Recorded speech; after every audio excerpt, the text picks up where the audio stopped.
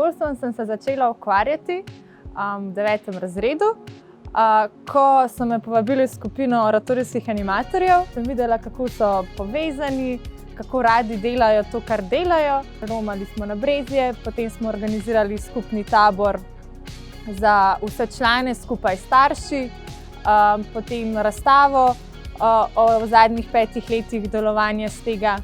Ko sem se odločila potem v srednješolskih letih, ali bi se aktivno vključila v voditeljstvo, konkretno pri skavtih, sta pri tem zelo pomembno vlogo odigrala voditelja, ki sta me sama vodila pri skavtih.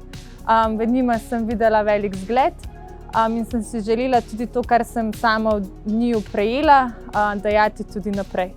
Nekateri ja, drugi ne. Mogoče se mi zdi, da je prostovoljstvo trenutno na neki preizkušenjski fazi, ker se mi zdi, da so mladi razpeti med tem, da bi bili samostojni, da bi se preživljali sami.